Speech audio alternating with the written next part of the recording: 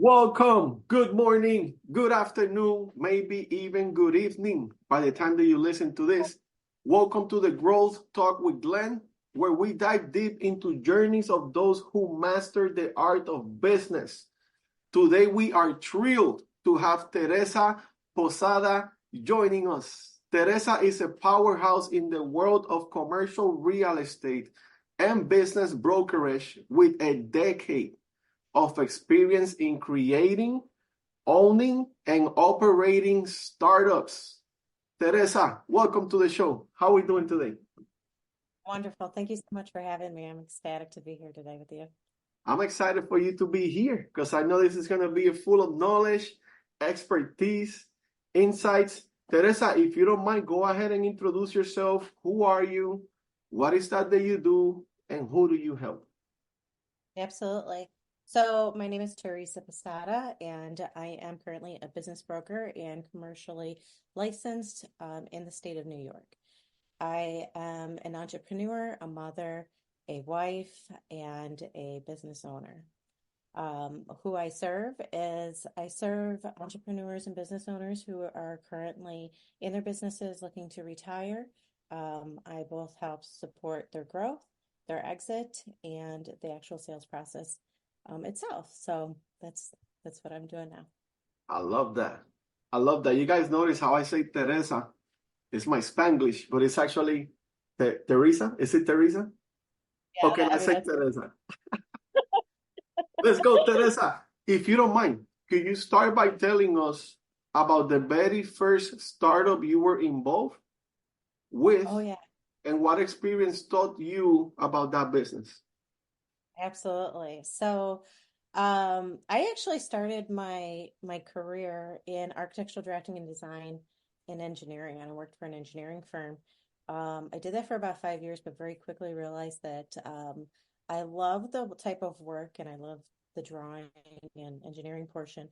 However, I did not like sitting in a cubicle for 15, 18 hours a day. So, very quickly I realized I wanted to do something a little bit different. And my first startup was in 2012. I started Utica Safety Apparel. It was a oil and gas safety supply store, Nice. and we serviced the oil and gas industry. What brought me into that industry was my husband. He is a welder by trade, a pipe welder, and I, after leaving the engineering firm, we started a family and we hit the road with him. So we went to PA, Texas, back to PA, Ohio. We've been to New York and Massachusetts since. But so when in the process of moving and working with him, I realized that there was a real need in the market for supporting the guys in the industry and ensuring that they're getting what they need in a timely manner because their jobs are very demanding. Mm. So I went into this business as a supporting role, not only for my husband, but for all the other men and women out there in the oil field who needed support in getting what they needed quickly and effectively, and not, I don't want to say inexpensive, but where, we're not price gouging. Because the other portion to that is that a lot of times the oil and gas industry is moving into a new area and, there's an opportunity to take advantage of people who are not from the area and don't have the services that they currently need. So people would, just tack on a nice little tax for the oil and gas folks. Mhm. So what we did is, we tried to offer them the best service we could, support them the best way we could. I often felt like I became wise to like all these other men, that sounds terrible, but like I supported them in that way and making sure that they were taken care of. And so what we did is we did flame resistant clothing, we did lifting shackles, welding supplies, we did almost everything and anything you could think of as far as the supply store goes Mhm. to cover their needs. So that was my first business. The really fantastic thing about this business that I didn't realize at the time is that I was going into this business with no business experience. This was all based on need of the client and just trying to support them. So what I did is I started this business with a 6 month year old and a year and a half year old baby. It was Wow. At I that went point, you in, had a third business because yeah, kids are full-time job, by the way.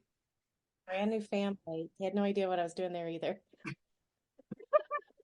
Learning and going. So you already have two personal current businesses and started a third one full-time. Yeah, yes, yes. So, and there's more. I could just keep on going. But so what I did is I went out and I found a building that I was just in love with. I really, really, really wanted to invest in real estate. I know that when the guys come in, they're going to need places to live. So I went and saw the building, and the building itself was retail space, and then there was potential for apartments above. So the realtor asked me, "What are you going to do with the space?" And I said, "You know what? I didn't plan it. I said, I'm going to open up a store. I'm going to open up a store for the oil and gas guys and gals." And so that's what I did because that's what I committed to at that moment. It popped out of my mouth without any type of forethought. And so I committed to at that moment. That's what I was going to do. Then I said, okay, how am I going to buy this building? Went to my 401k, withdrew all my funds out of my 401k, and put the money down. And then I went back to my husband and said, "Hey, I'm buying this building." He's like, "No, don't buy that building." I said, "I'm going to buy this building. I already put the money down."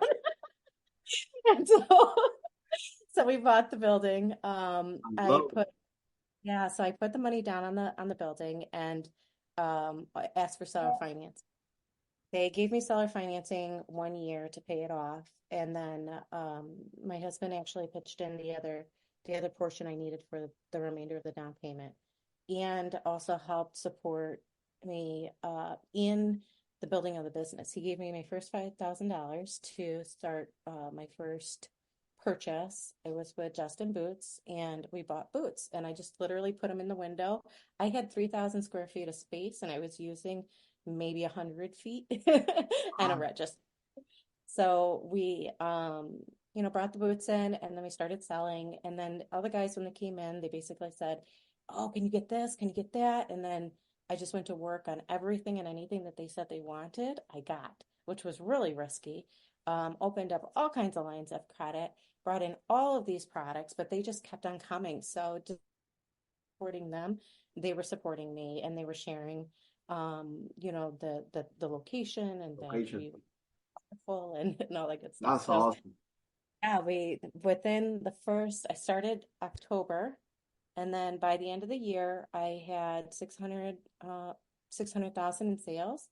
And then the following year I had $1 million in sales. Wow. And the the following year, like, let's open another store. So we opened another store, and then I read E-Myth, and E-Myth taught me all about how to create the systems associated with your processes and your systems. And so I was like, oh, cool. Let's see if I can duplicate this model. So then we did it in the second store. And then I said, let's try one more time. We did it at the third store. So we had three stores each year, producing an additional million. Each store made 1 million. So That's by the third, amazing.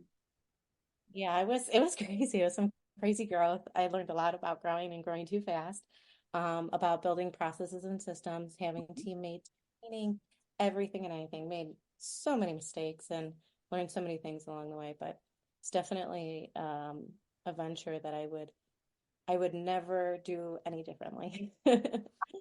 So you literally went from 0 to 3 million in 3 years with Yeah, three locations. That's amazing. Great pretty job. amazing. That's amazing.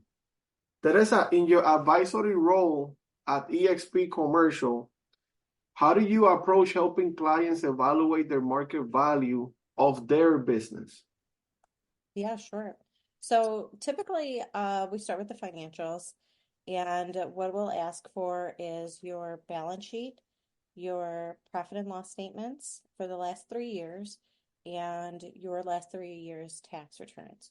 And I have a fancy dancy little Excel sheet that I populate, put all the information in, and then determine based off of their SDE or EBITDA, depending on the size of the company.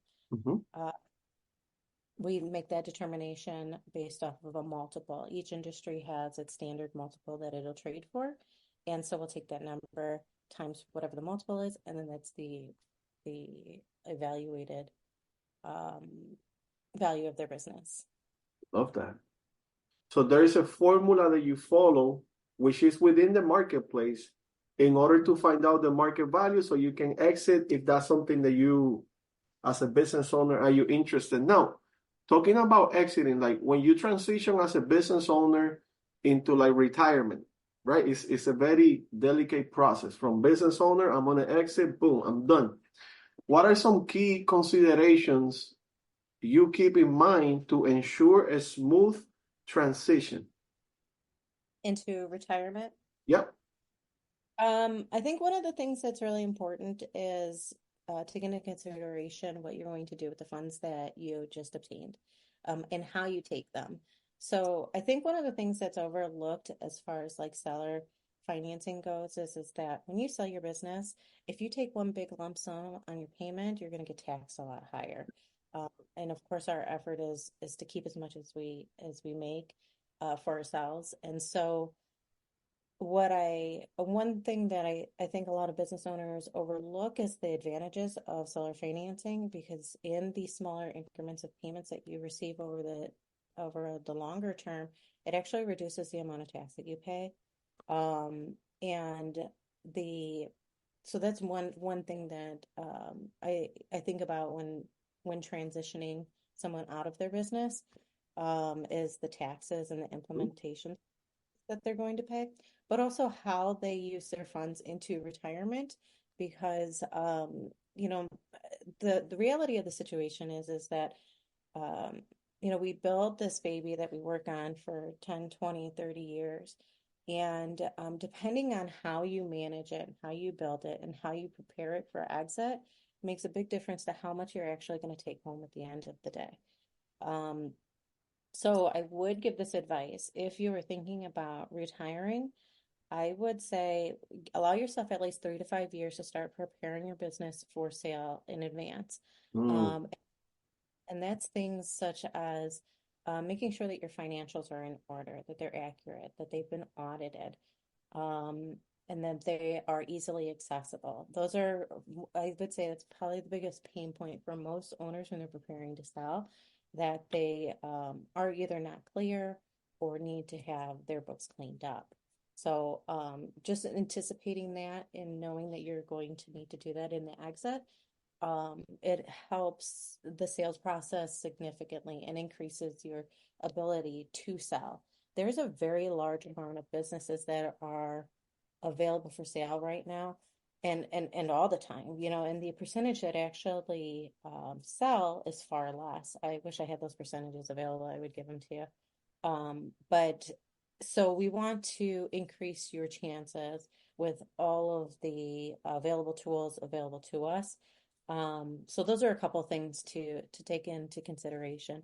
And then you also want to think about your long-term, how you're going to invest those funds for the long-term use. I know, like for instance, Grant has Cardone Capital, and he has the ability to invest into his real estate, which allows you to get a check. Something like that would be beneficial, because then you could still receive payments, and you're taking that income and you're turning it into passive income that's going to continue to pay you. Also, some things to take into consideration is your legacy planning and how you are passing that money on to your inheritance, because typically in retirement, we're a little bit older, we're further down the line. And, a lot of times people forget to take into consideration that depending on how you set up your entities, makes a huge difference to how the money is transferred to the next generation. And that needs to be done carefully and with an attorney. And it's so specific to everyone's individual needs, but it's definitely something that needs to be addressed so that you're able to not only use your money in the now, but also be able to, continue to use it over the long term. There's things like annuities, there's things like whole life insurance policies, universal life index policies. There's all kinds Mm. of insurance use as well. But yeah, the reinvestment process is something to take into consideration after retirement, but before you sell. So there is a few factors in order to take in consideration, not only to sell but also to increase the money that you can get from that exit if you prepare towards that. Yes, and decrease the amount of taxes you pay. And decrease the amount of taxes. I love that. I love real estate, by the way. Now, while you were mentioning that, this thought came to my mind about 1031 exchange. Is it a possibility that you can literally 1031 exchange your business for a real estate investment property? It's typically like kind. So if it is a like real estate company, it may be transitionable, but if it is a business, maybe not so much. But I know that you can do a 1031 exchange in it's similarly. So when you are before you exit, you want to have that in the plan because it's going to make a difference on how you exit. So if that is something that you're considering doing, you definitely want to discuss that in advance to the actual closing so that you're properly set up for the transition. Mm. I love that there's so many loopholes out there when it comes to selling business, buying business, transferring wealth. And I believe there's a lot of money to be made in loopholes.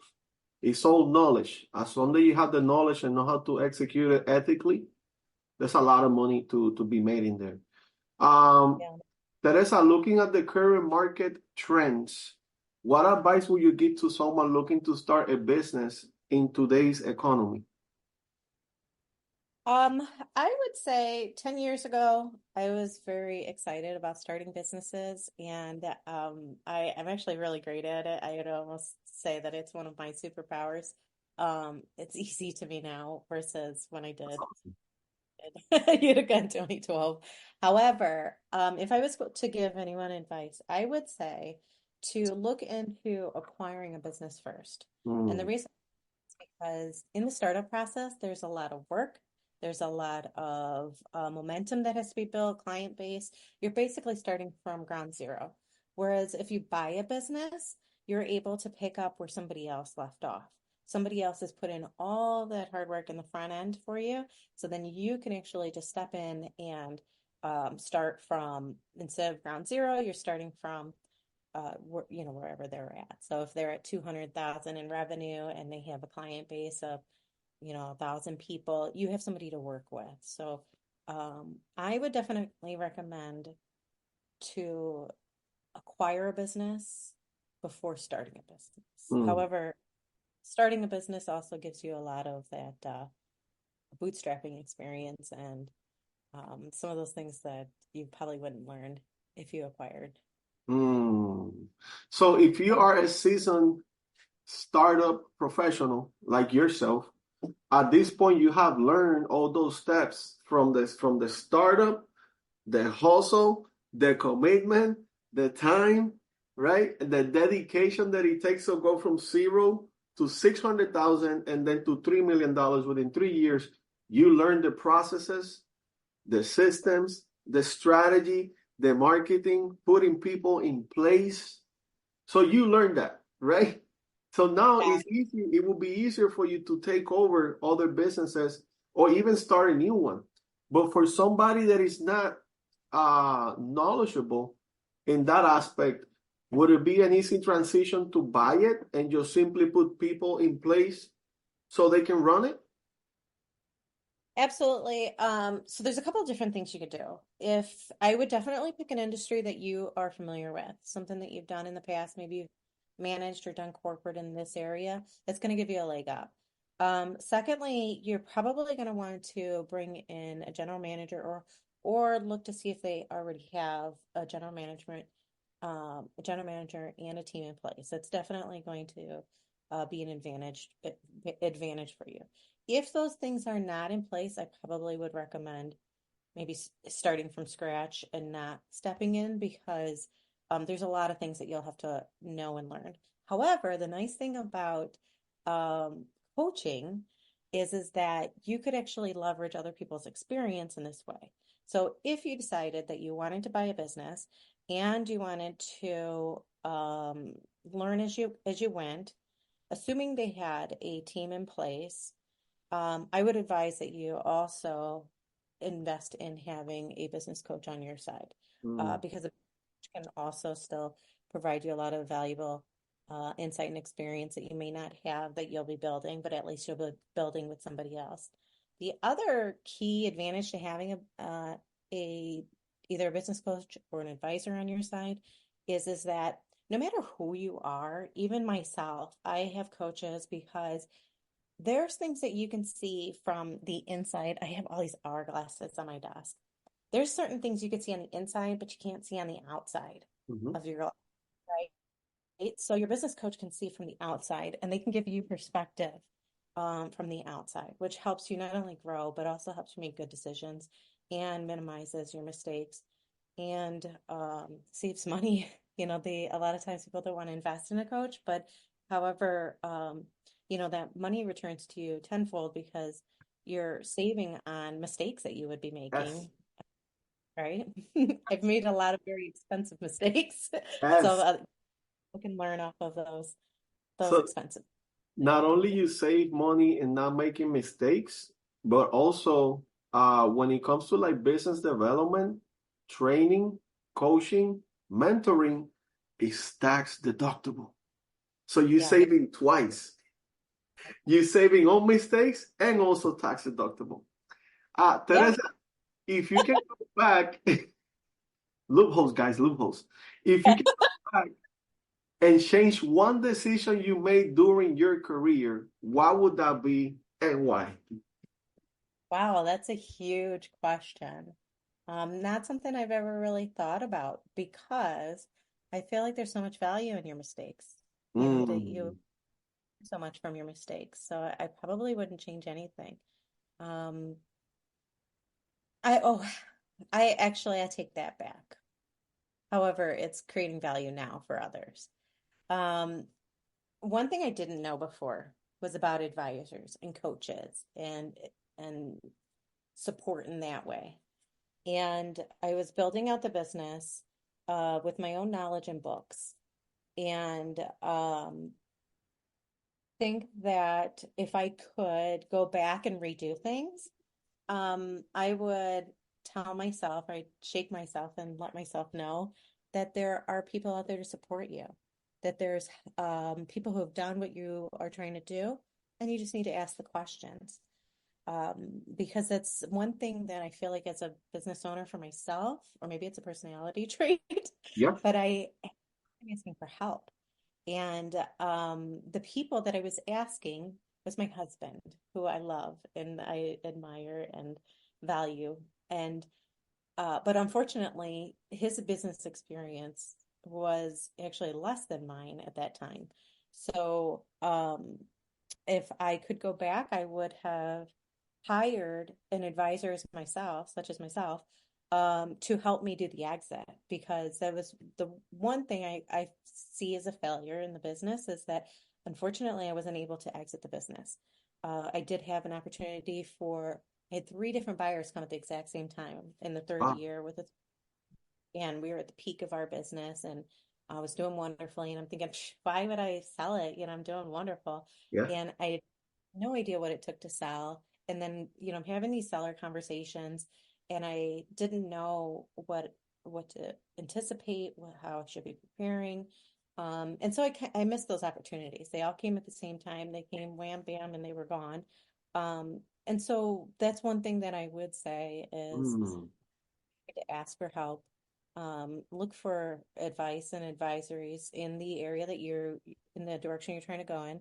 And so I know that now. And so that's actually a part of me becoming a business broker and helping people with the business exits because I don't want to see other people make those same mistakes as I did. So there's a lot of uh, emotional torture that goes along with Good. not selling your business versus closing your business It because does. we tend to beat ourselves up and tell ourselves this story of failure and it slows your transition process to the next one Mm. whereas if I sold my business successfully I would have moved a lot faster into the next business and probably been a lot further along on my journey. But I'm grateful for where I'm at and who I have in I my love life. that. And I love that. Do you think that as a business owner, and this is so hard, I see that doing it, like I see that I do this myself, I see that my clients do it, and it's getting emotionally involved with the business. And yes. even though that is personal, because it is your business, it's your time, your dedication, like you say, it's your baby. But is it actually smart to get emotionally attached to your business when a big exit shows up and you attach to it and you don't want to let it go? What do you think about that? So I kind of see it in two different ways. It's really great to be emotionally attached and be passionate about your business. However, the alternative is keeping in mind what's your end result. So if when I started Utica, I thought to myself, I'm going to do this for 3 years and then I'm going to sell it. That was my game plan going in. And then I got emotionally attached and then had a hard time detaching. Mm, So it would have been a great time to remind myself, hey, why are you doing this? You want to do this because you want to build experience doing this over and over and over again. And started working towards doing the exit properly. So that's number one. Number two is that one of the lessons I learned in building my first business and being in business, and that I'm still kind of learning, is um, that it's important to be authentic and true to yourself. When I'm a little goofy and loud, and I like to play and laugh and all that good stuff. And I was in my 30s when I started Utica, and I had the babies, and I was very like self-conscious of how I was coming off as a business owner. To the point where I wouldn't even tell people that I'm a business owner. They just thought I was an employee. And if the children weren't there, like if they weren't present, it wasn't obvious that I was the owner. And over time, I felt like people were not taking me seriously. And I thought it was because of how I was coming off. Like I'm not coming off professional and I need to be more, less emotional. And however, what happens is that you kind of detach from who you really are. yeah. And then that like authentic self of yours that helped build this baby of yours gets lost. And then you go into like an identity crisis, which I wouldn't recommend. And so now I'm learning that, it's so important to be your true and authentic self and let your light shine the way that it's meant to shine versus trying to mask who you really are to present yourself as a certain way because you're in business. That was a huge lesson I've learned and I'm still learning. Um, because yeah, I've found that there's a part of myself that I've emotionally shut down because it wasn't very businesslike. So I'd advise against that. Be yourself. Be yourself 100%. It's the only way that you could be yourself 100%. The best version of myself is when I am 100% myself, and that's about it. Teresa, as we start to wrap up our conversation, I do know personally that you are a 10x business coach, and you probably heard this question before. What does 10x means to you? Oh gosh, that's such a great question. I love it. So 10x means being your true authentic self times 10. Yes. Is being an ultimate badass to the extreme, to the point where you're annoying other people, which Yeah, I do really. So I love it. Teresa, how can people find you? Let's say so we have a business owner that is looking to exit or they want to get ready, they want to get into a strategy call. How can they find you? absolutely. So they can visit dingconsulting.com and they can always call me directly. I have I do you want me to give my phone number? That's silly. But the I'd say Ding Consulting, the website is probably the best way to reach me and get all of our contact information. So Perfect. let's go with that. Perfect. Well, Teresa, thank you so much for sharing your incredible insights and experiences with us today. As we know, we always over deliver. We want to give our audience, customers, prospects, clients the best value. So would it be okay if we close with a quote? Oh, absolutely. So from page 9 to 85, you pick a number. Let's go with 13. Ooh, that's a good one. Here we go. The right level of action is massive action. That's it. Massive action, massive results. Average action, you will get average results. Teresa, Absolutely. thank you again for your time, knowledge, expertise. Always wishing you the best of success, health, and wealth. And let's go out there and help others become the best version of themselves. Let's go, Teresa. Thank you for your time. Let's go. Bye.